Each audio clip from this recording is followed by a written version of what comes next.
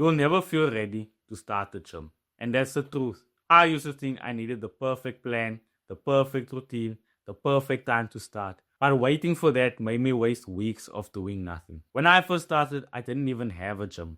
All I had was a plank bench. Do you know the benches you can sit on? Plank bench, straight bench, a rod that was long enough to be my barbell, and some old plates that I could use as weights to put on the rod. That was my setup. And my first bench press, I did only like 5 kgs, 2.5 kgs on each side.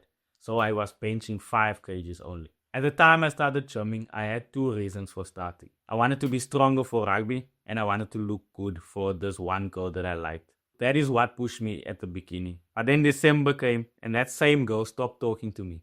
Then I almost stopped going to the gym. For weeks, I just sat around playing video games, doing my own thing, watching YouTube videos, just wasting time. And that's the thing. It's so easy to stop gymming when your reason isn't strong enough. When I came back to school, I decided that I was going to start again.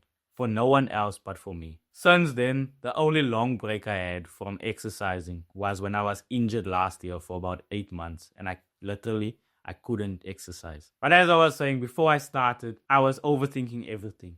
I wanted the perfect workout plan, the best form, the right diet. But one day, I just said to myself, just forget everything and just start. I literally started on a random Thursday. The reason I remember this is because my body was sore the next day, and I only started exercising on the following Monday. So I just started on a random Thursday. No one really starts gymming on a Thursday. Everyone waits for Monday to come or the next week to come. But that will never happen. It won't come. You will just keep pushing it back and back and back. So what I did was just went on YouTube, looked for a simple full body workout routine, and I followed it. Just me with my barbell and my weights. That's all it took, one small start. But the hardest parts for me were comparison and motivation.